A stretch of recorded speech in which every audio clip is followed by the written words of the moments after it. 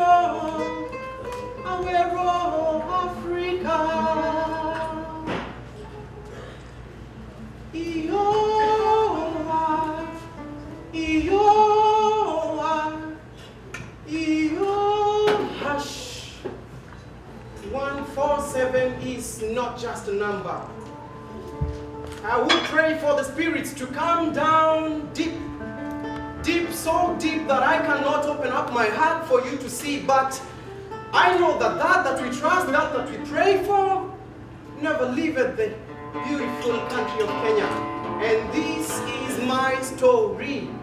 This is our story. This is my story. For we hold on to your lives. Gone are the departed. Gone are those who left us, but we tear and let our tears flow down us, and we let them flow. For this is my story, for this is our story. We hold unto you. For if bullets then were roses, I will bite that rose flower and share it with you. For if war was peace, how then I wish I would ride on those white horses in that battlefield, so that white can signify peace and to our own people. Radicalization starts with our own youth, and it starts like a joke, but it only not a joke when it comes to kill one of us, when it comes to kill one who is too many of us. 147 is not just a number. 147 is just a repetition of many others that we don't hear. But we stand firm with them that are miles away, them that are pouring out there crying. Oh, I wish that I would fit my shoes into the parents that were left by them. Oh, I wish that I would be the dad who always woke up very early in the morning, so that I will go looking for something that will put my children in school. Oh, I wonder how hard must it be for those mothers who even spend sleepless night not eating so that their children would get education. Not just education, but education that was going to brighten our future.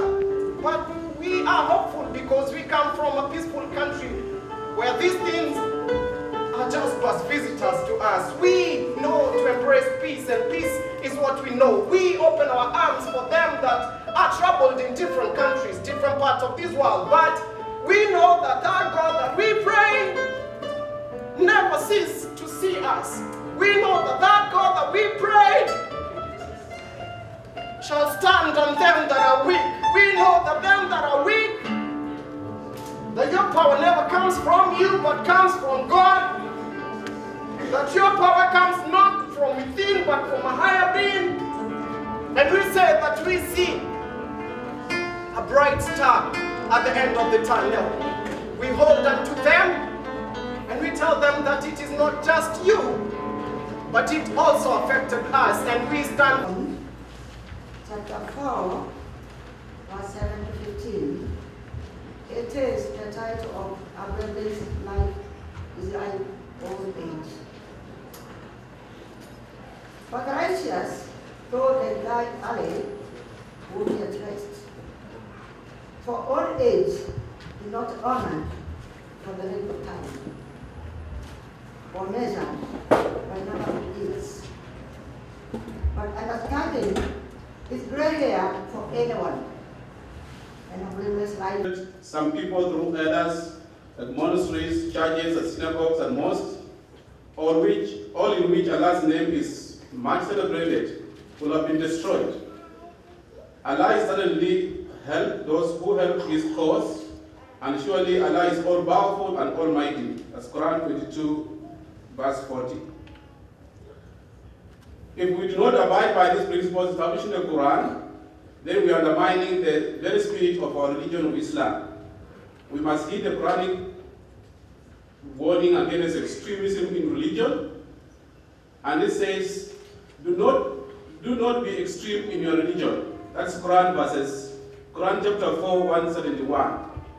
Again, the Prophet Muhammad has warned, my intercession will not be available to two categories of my community: an oppressive or injustice ruler and a rebellious extremist. And he says, I warn you regarding extremism, because communities before you were destroyed due to extremism, and all of us know, regardless of which of the communities are those ones. Committing injustice is contrary to the Islamic faith.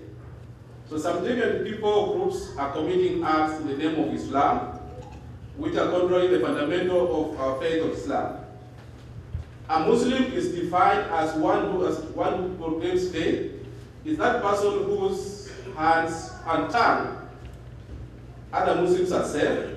Then it goes further into levels of Iman. And of course, it was a good opportunity also for me to meet my former schoolmate, His Excellency Ambassador Sunya, who, by the way, now looks younger than me, but he was a class.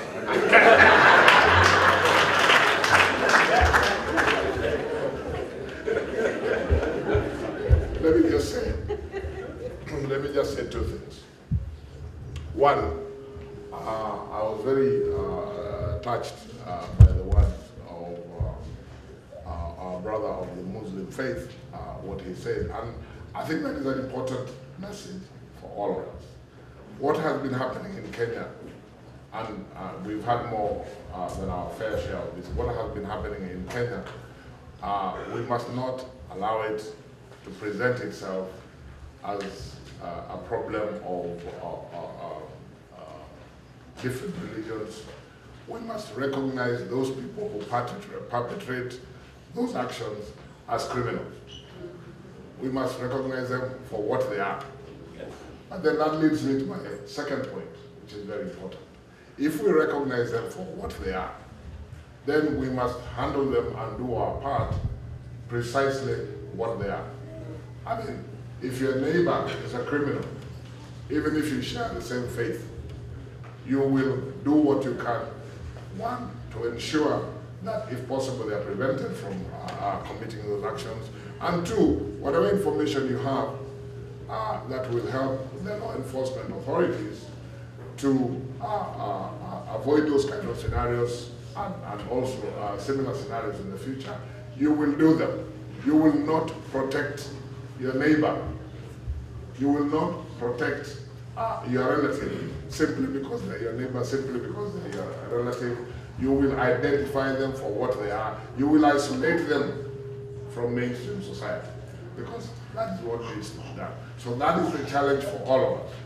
And just as I take my seat, we have His Excellency the High Commissioner here, who represents the government of Kenya. And yes, we all recognize that the government of Kenya, like every other government, has a responsibility to ensure the security of all Kenyans. That's okay. That's in black and white. Nobody disputes that. What I think we need to ask each one of ourselves, as the government is doing its part, as the government is doing its constitutional legal part to ensure security, what are we as individuals, as communities, as society, what are we doing on our part to ensure that we facilitate the government to do its part, to ensure that each one of us is our brother's keeper, and to ensure that really we are able to have a society and a nation that, as far as possible, is free from these acts of terrorism, these criminal acts, and such like. Let us be able to say, even if they are there, let each one of us be able to say that we've done our part.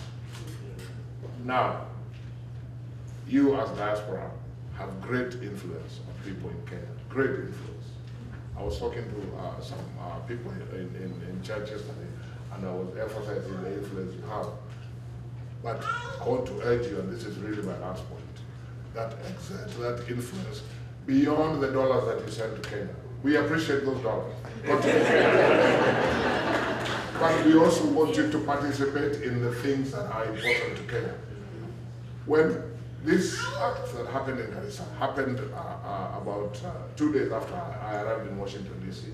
And like everybody else, of course, apart from the initial shock and horror, one of the things that all of us will be concerned, I mean, that is a public university.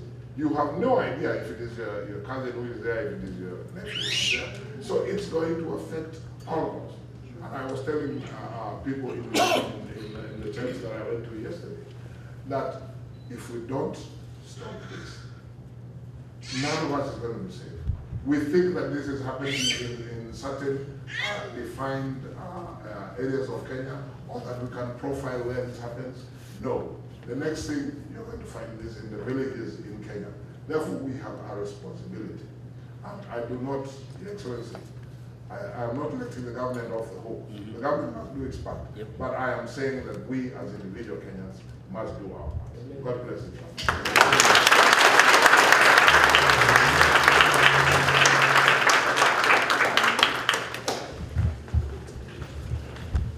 Thanks for those words of wisdom. This time, we have our High Commissioner, Mr. John Lepi Dagasunya. He came to Canada after serving as High Commissioner in Australia and also in Germany. So he represents the government of Kenya here now. So I appreciate you come and talk to us.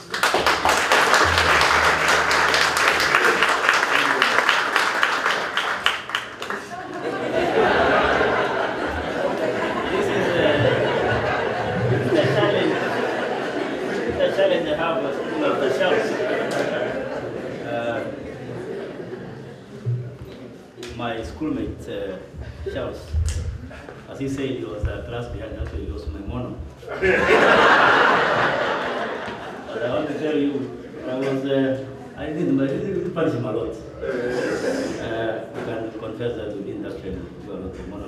Alliance High School is a school that respects each and every student, and we work hard to make sure the new ones actually do feel at home. And that's what we did when I was there. So first of all, let me start my remarks by introducing the people who have come with me. That's my wife, Stephanie. She's here with me. And the officer, Mr. Kobia, who is the one coordinating, activities dealing with issues like this, diaspora and so on. Let me also start my remarks by thanking the organizers of this function this morning, this afternoon, for inviting me to be here with you. I have met some of you who came when I held a small meeting in Ottawa upon presentation of my credentials. I did invite some of you to come, and a number of you came, and I'm very grateful that they came very far from Toronto and visited me. I can see quite a number of places. So I'm not new to some of you, I've met you. And therefore, we come to today's function. Why are we meeting here? We are meeting because of the attack which Charles just mentioned, and which many of you have also mentioned, where a number of young people from our country lost their lives. 147, if you had the students, the policemen, and the military, those who lost their lives. It was a terrorist attack that claimed lives of people who were expecting, at least me and Charles, because we are going towards that end now, to take over our lives and continue building this great country called Kenya. And therefore, we are here today to mourn them and to pray for their souls and to hope that working together, government and Kenyans all alike, that we shall not allow this to happen again. What is the reason for such a heinous, cowardly act perpetrated by these terrorists? One is to divide us as a people, and that's why selectively in every of these instances they chose Christians and killed them and spared those who said they were Muslims. They did that with the Quarry people, they did that at the university, they did that in Westgate, and they did that everywhere, because they want to plant seeds of discord between Kenyans of various faiths. Charles is the chair of the CIC, and he knows the Constitution of Kenya guarantees freedom of worship for every individual Kenyan. You can come, start your religion, and worship. As long as you are a law-abiding citizen of our country, you can worship. And we shall not allow, as a country, as a people, for this division to take place. We will stand together, irrespective of our religion, whether Muslim or Christians, in defending this freedom. That we are all free to Kenyans and to pray together. And therefore, my appeal to you, fellow Kenyans that are here today, is don't fall into that trap of division. That you start looking at your neighbor and your other Kenyan brother because of his religious faith, and you start having ideas. No, let's not go there, because that's exactly where they want us to go, and we shall not allow them. And I'm very grateful for the remarks made by our brother of the Islamic faith. I think those are very pertinent words coming from the Quran itself. The other, of course, the other aim of these people is to create economic difficulties for our country. Because as you know now, there is a travel advisory everywhere. Tourists are staying away, investors are staying away, businessmen are staying away, because the narrative now is Kenya is a country under siege from terrorism. But I'll tell you a story. This should not be our narrative. Right now, as we speak, we are planning the biggest entrepreneurship conference in July, where President Obama will attend. In December, we are planning the biggest, the first ever WTO Ministerial Conference in the Third World in Nairobi. In 2016, we are planning Tokyo International Conference for African Development, which brings heads of state from across Africa to meet with the Japanese government in Nairobi. And that means people still agree and don't agree with this issue, this narrative, that Kenya is a country under siege from these people. Kenya has just been declared a medium income economy, one of the few in Africa. It is one of the fastest growing economies in Africa. It is one of the most preferred FDI, foreign direct investment in Africa. So let us not fall into the trap of singing that narrative. Our narrative is much brighter, much happier, and we shall not allow them to put us into that corner. And I want to appeal to you, fellow Kenyans here, that we need to give a different story of Kenya. Let them try to create that story, but we shall not accept that to be our story. Our story is a peaceful, united, vibrant country, open economy, where freedom of speech, religion, and expression is allowed for all. And terrorists are not just enemies of Kenya. Why are we being attacked? It's because we went to because we went to Somalia. Kenya has been a beacon of peace in the region for many years. We have helped secure peace in many countries. We have been in Namibia. We have been in Mozambique. We have been in DRC, Congo, trying to Rwanda and Burundi, South Sudan. We are guarantors of the peace for South Sudan. And we are the ones who negotiated the peace for Somalia with all the warring factions. I was personally involved because I was the coordinator of the peace process under President Kabaka. Until we formed the first government in Nairobi and put them together, those who now go to Mogadishu and start working. This has been our tradition because we have enjoyed peace since independence and want to share this with others. And we want to share it with our brothers and sisters in Somalia. And I'll say this, they are also equally suffering under this challenge of the Al-Shabaab. But because of the presence of Kenya, Uganda, Rwanda, Ethiopia, and other African troops under AMISOM, with the support of the international community, we are pushing them out of Somalia also. And these are the kicks of the last kicks of our riding horse. We shall remove them from Somalia and we shall remove them from our region completely. I want to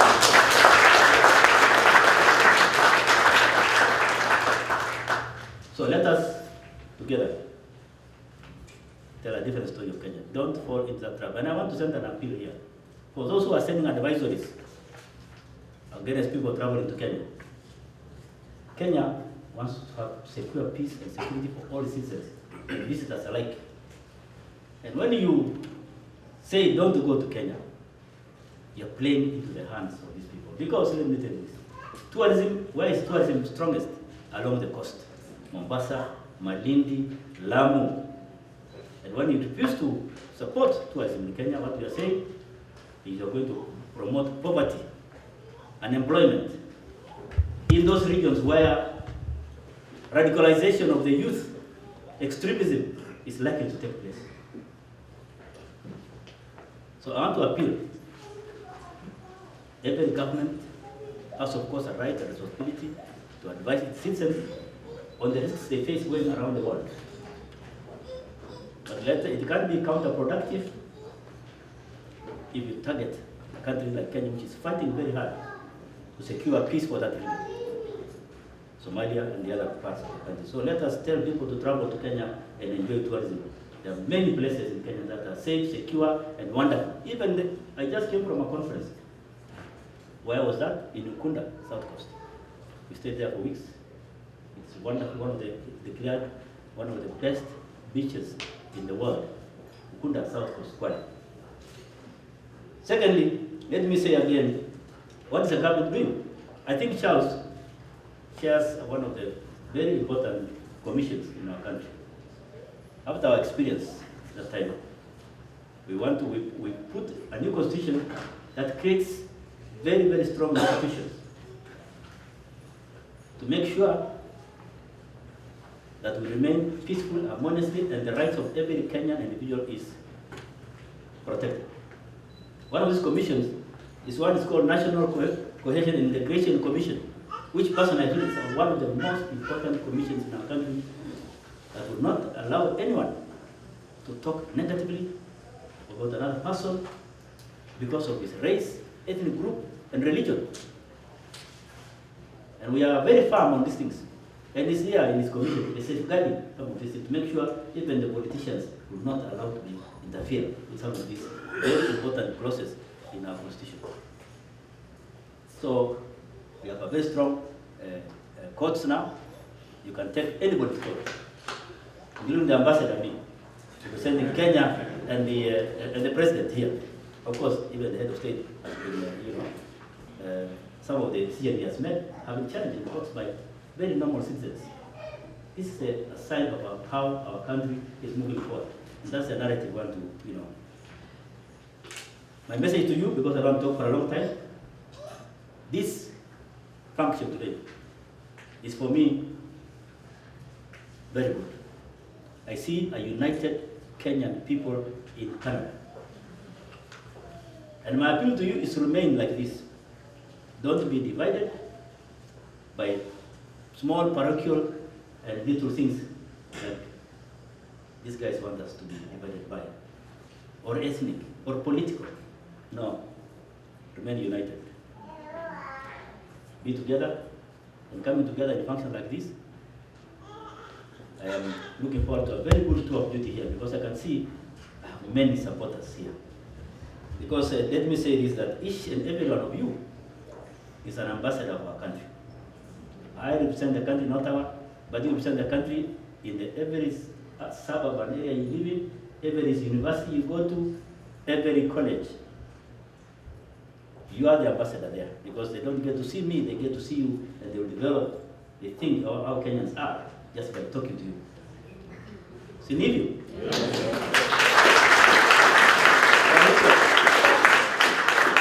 Be great ambassadors of our country, wherever you are. I am prepared to do everything to work with you so that we achieve the objectives of each and every one of us here and the interests of our country here. I also want to say, because this country has received you, it has accommodated you, it has given you opportunities. Be good citizens of Canada. Obey the laws of this country and be model Canadians also as you become model Kenyans.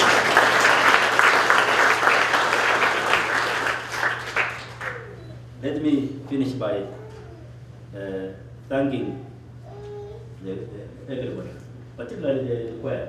I think this music was fantastic. I want to thank all of you for participating today.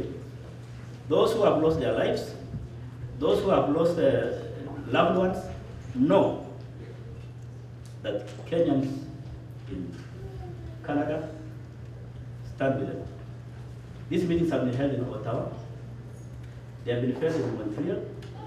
They have been held, vigils have been held in universities across Canada to commemorate. I've sent my officers because I couldn't be in all of them, but I've distributed them across to be with the other in Montreal, in various universities in Ottawa, and in other places, to be with the Kenyans as we try to remember those of our people who lost their lives. Tuendelee kufanya kazi. Asanteni sana.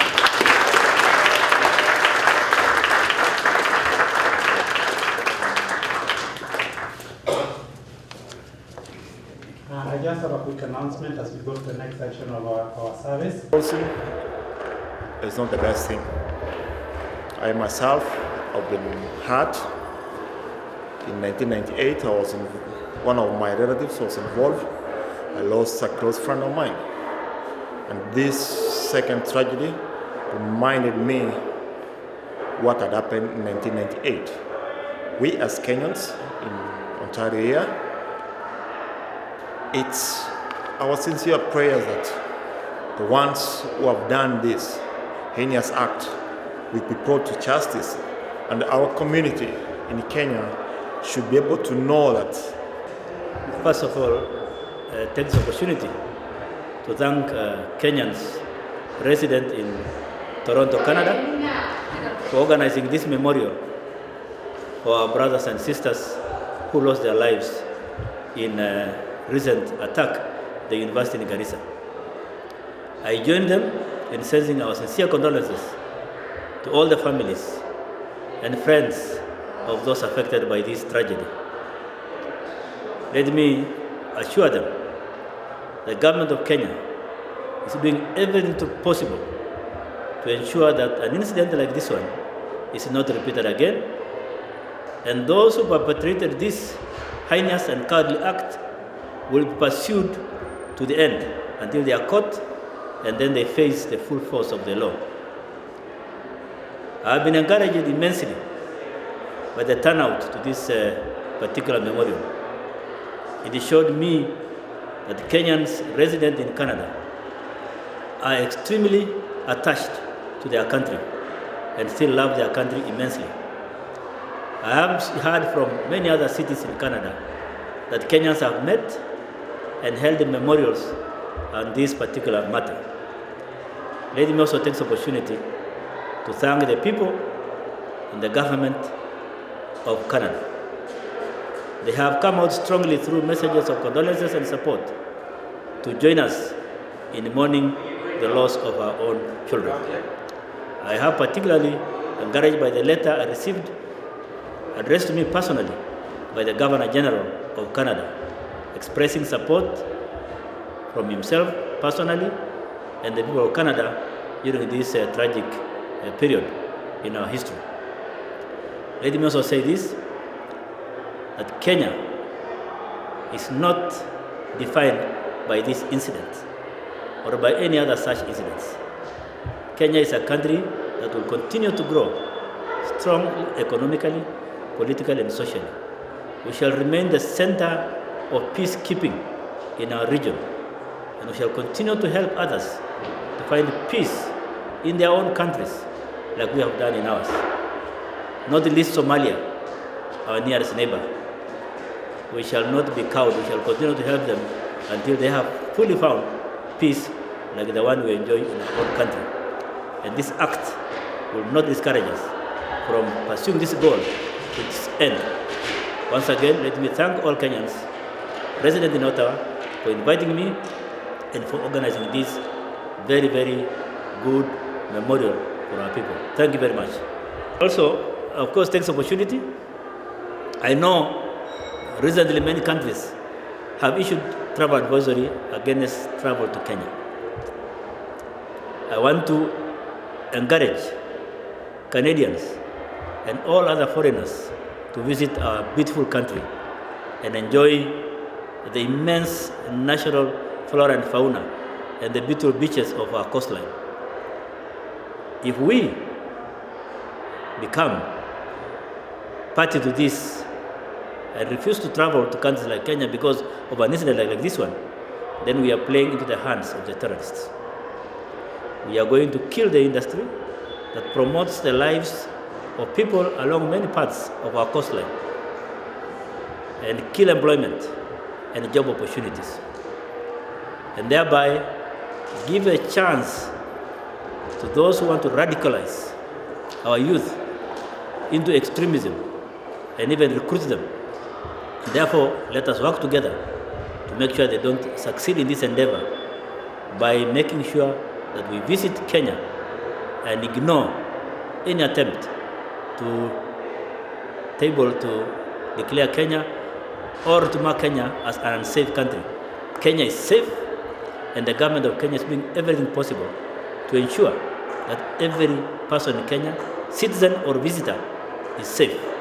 Please, you are welcome to visit our country anytime.